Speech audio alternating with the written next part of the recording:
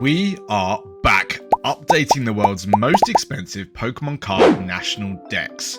Having just finished totting up the first part of the most expensive National Dex with the Generation 1 video. And if you haven't watched that already, pause this video and go give that a watch.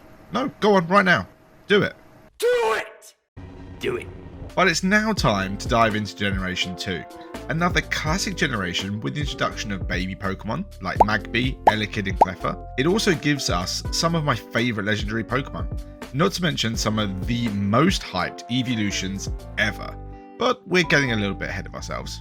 The same rules apply from the Generation 1 video, and if you've seen it, you know them. English cards only, all prices are raw prices only, not graded, and all prices are collected from the Collector app, a great way to manage any Pokemon collector's portfolio. And again, Collector, you're more than welcome to give me a call. Okay, nice and simple. Are we ready? Strap in and hold on to your wallets. Let's get into Generation 2 of the most expensive National Dex ever. Comment below with some of your predictions. Which one will be the most expensive, and what is going to be the total value of Generation 2? Don't cheat and watch the video first. Stay to the end to find out our running total. Okay, Generation 2, let's look at those starter Pokemon. Let's start with number 152, Chikorita. Chikorita gets a lot of hate, kind of like Bulbasaur, but I weirdly understand the Chikorita hate a bit more. It was super annoying in the anime, but I digress. The most expensive Chikorita card is what we're here for, and it is this, the reverse holo from Expeditions, with a rather modest value of £11.47. So apparently Chikorita gets the same disrespect in the TCG because it has the cheapest card of the three starters. From the same Expedition set, we also get Cyndaquil and Totodile. I would have expected the first appearance of these Pokemon from the Neo Genesis set from 2000, that would have given us the most expensive cards, but no. Even with the first editions available from Neo Genesis. So that's Cyndaquil for £19.86 and Totodile for £29.19. The troubled middle child. I mean Eeveelutions. Bayleaf, Quilava and Croconaw. We have two more Expedition cards with Bayleaf and Quilava with these two beautiful cards. Looking through the Expedition set, so many of these cards are gorgeous. These are art. This is not art. These are art. Croconaw actually comes to us from our first new set in this generation, EX Dragon Frontiers. With this Croconaw card from the acclaimed Pokemon TCG illustrator Yuka Mori. Yuka is famous for these little plasticine model cards. It's one of the most recognisable art styles since she debuted in the Neo Discovery era, and this lovely example will set us back £16.41. Okay, now the big guns. Meganium, Typhlosion and Feraligatr. Meganium Typhlosion come to us from Neo Genesis and set us back a hefty £91.44 and £290.37 respectively. This was one of the last sets I bought as a kid before I thought I was too cool for Pokemon, so it brings back quite a bit of nostalgia. And then 25 years later, here I am on the internet talking about Pokemon cards. Feraligatr does mix things up a little bit, and Collector shows us that the most expensive Feraligatr card is from Expedition, with this £174.27 card. While personally I prefer the Neo Genesis card, I understand why people might like this more crocodilian version. That's the starters done, and we've racked up a cool £664.34 of additions to our National Dex. But let's compare that to our Generation 1 counterparts. Yeah, quite a difference. But that Charizard is really doing the lion's share of the work. Or is it Dragon's share? Anyway, going down the list, we have this Sentret and Furret, this Hoothoot, and this, the Shining Noctowl from Neo Destiny for a huge £482.95. This is such a cool card, the art style keeping its shining feathers hidden in the night sky, unlike Ash's Shiny Noctowl we had in the anime. But the fact it outshines the full Eeveelution starters is very impressive. Ledybur and Ledian weirdly have almost the exact same price, but extremely different cards. Ledian from Skyridge, but we have this Ledybur card, a Topps first appearance of series from the Pokemon movie 2000. A set of cards featuring some of the new faces from the movie. These right here are actually the most expensive Blossom and Elekid cards. Look at that, 3 for 1. I've always wanted a set of these, along with the super special edition Pokedex film cell cards. But alas, adulthood responsibilities. Remember, house, bills, epileptic dog medication. Let's add this generation's bug Pokemon, Ingo, Spinarak and Ariados, and our first addition to an existing Gen 1 evolution line with this Skyridge Crobat. For all the numbers guys out there, this Crobat is 4 times more expensive than the most expensive Zubat and Golbat combined. Chinchou and Lantern join the binder with these Aquapolis cards. Then we have our first baby or pre-evolution Pokemon, Pichu, or as I remember some people calling it when it was released, Baby Pikachu. It gives us this super shiny card from Neo Genesis with a value of £113.87. Although while researching this, I found this Japanese promo, and if anyone knows where I can get hold of this, let me know, as I love the Pokemon 2000 movie, and I'm just here continuing to out myself as a 90s kid. But there you go. We then get a few more of the baby Pokemon, a very popular addition to Gen 2. Cleffa, Igglybuff and Togepi all actually share one card, this tag team promo card from Cosmic Eclipse.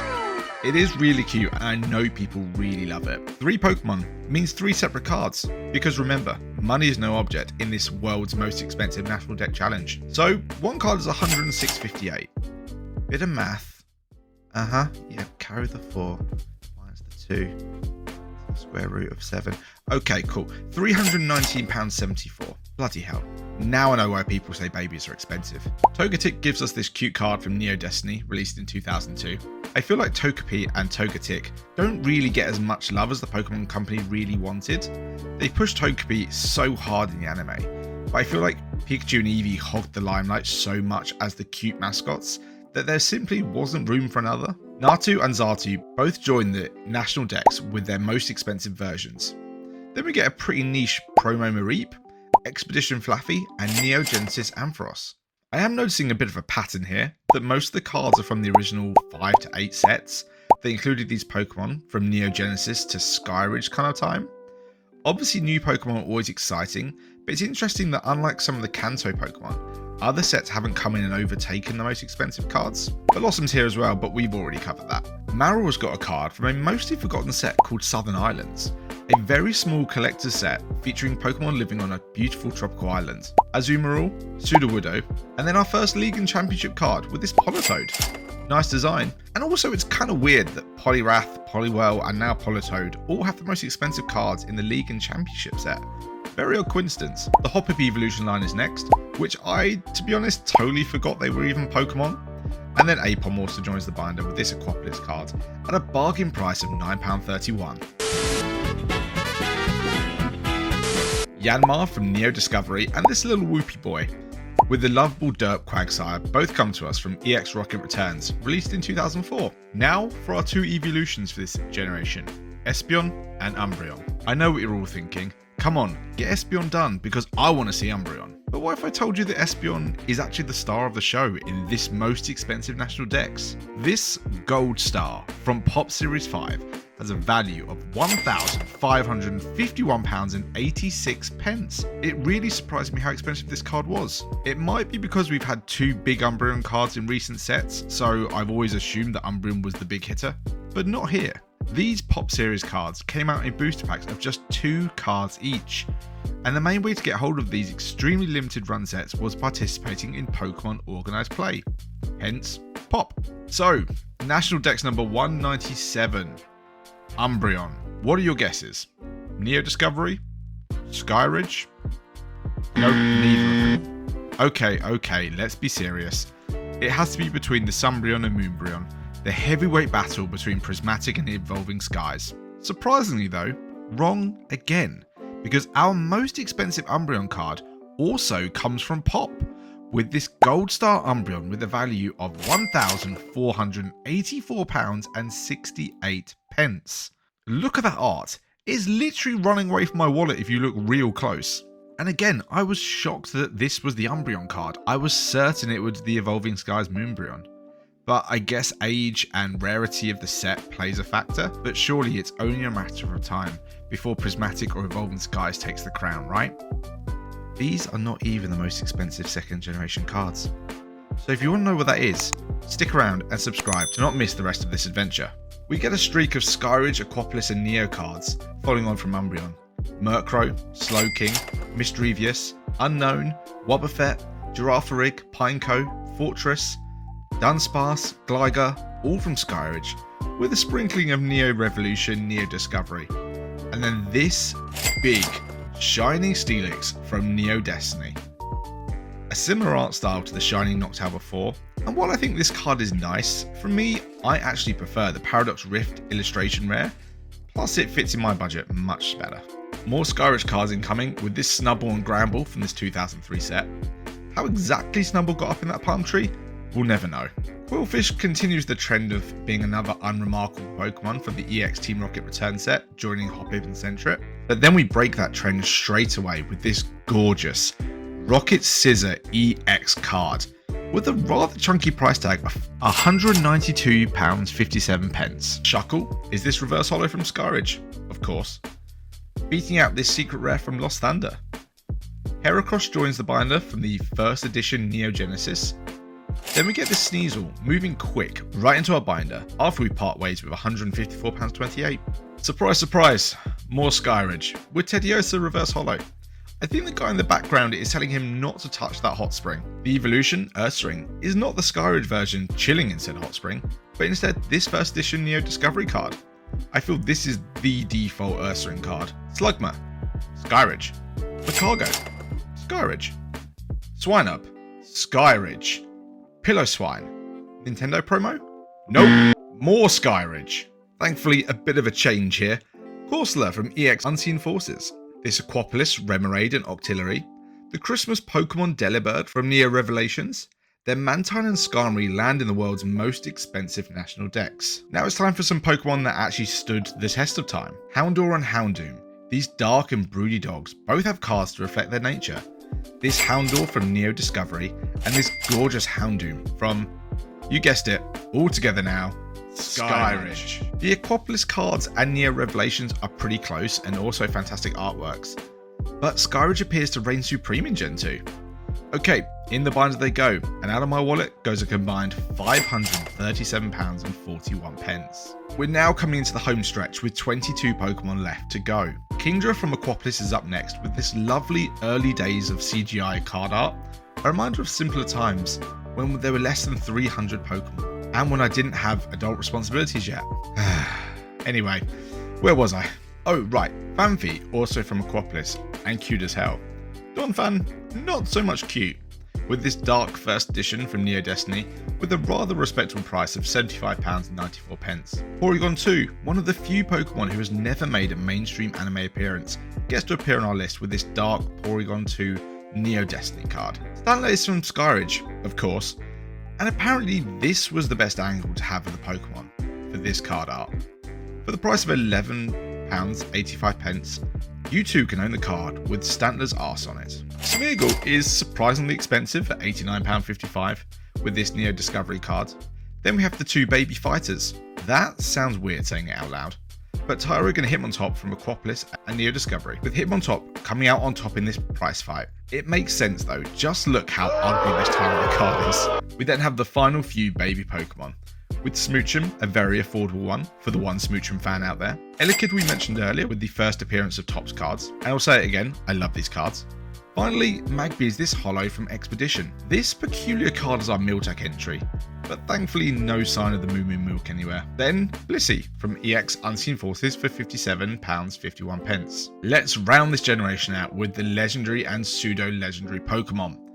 Starting with the legendary dogs, beasts, cats, pets. Raikou, Entei and Suicune all have some bad-ass cards. These half cards from Unleashed, these Crown Zenith Galarian Gallery, which are absolutely on my want lists. EX Team Magma versus Team Aqua cards, but all fail to live up the price tags of these, the EX Unseen Forces cards, which released in 2005. I love how all the artwork breaks out of the frames, but what I don't love is how out of reach these are for me. But these are some nice pricey additions to our most expensive national deck binder, £1,133.11 combined. That's still cheaper than buying most of these pedigree dogs in the real world. The Larvitar Evolution line is up next. Larvitar and Pupitar come from the EX Team Rocket return set, with some very reserved card values. Then Pupitar evolves. into the monstrous Tyranitar, with an even more monstrous Shining Tyranitar from Neo Destiny. £1,268.96. Quite the upgrade, and another shiny card being the most expensive version of that Pokemon for our National Dex. Our third most expensive card so far. I did say so far for a reason though, because now we come to our Legendaries. Lugia, perhaps the most famous Pokemon from Generation 2. One of my favourite Legendary Pokemon, despite having Pokemon Gold as a kid, because my brother got Silver. And an all-round good guy from the Pokemon movie 2000. But, get your guesses in. Neo Genesis? Silver Tempest? First appearance of Tops? Well, you could actually add all of those just mentioned together in terms of value, and still be a fair bit off the most expensive Lugia card, which is this, the secret rare from Aquapolis, with an eye-watering value of £1,737.72. A fantastic art on this card by artist Neo Kimura. Apologies if I mispronounced that. The artist that was also behind Pikachu with the grey felt hat, and a lot of the Southern Island cards. This is without doubt our most expensive Generation 2 Pokemon, but it's not our biggest card. That honour belongs to this Ho-Oh Jumbo Box Topper promo card. Now, I know, I hear your comments, I hear them. If I was a purist, I would say it would actually be the first edition Neo Revelations card. But this Jumbo Box Topper is almost £250 more expensive according to Collector. And again, like in the first video, this is a world of unlimited money and unlimited imagination for our world's most expensive National Dex. So it's going to go in the binder. Somehow. Then, finally, we have Celebi. And I originally thought this card would be the Shining Celebi or Gold Star from Neo Destiny or EX Crystal Guardians, but I was overlooking this secret rare card from Skyridge, of course. A really cool card, but looking at all those energies, probably not very good for being played within the TCG. But that doesn't matter to us, because it's now safely in our binder as Pokemon number 251. And that rounds out Generation 2. Have you been keeping track of the values? No, really, have you? I kind of lost track halfway through. Right, okay, one second. Yeah, okay, and does that include all the Skyridge cards, all 25 of them? Yep, okay, good. So, our total for Generation 2 is £15,727.39. Not exactly walking around money for most of us, or really all of us who are watching this video. On the plus side, it's a heck of a lot cheaper than collecting Generation 1. So if we combine this with our Generation 1 value, which stood at £34,700, so far for 2 generations, we have a grand total of £50,000, £427.39. Huge numbers. But let's not forget, this is the world's most expensive National Dex. We happy? Yeah, we happy. That's Generation 2. Let me know in the comments below which Pokemon for Generation 3 will take the crown, or are there any you're really looking forward to seeing? If you've enjoyed this, of course, please hit those subscribe and like buttons down below. I really appreciate it. But for now, I will see you in Generation 3.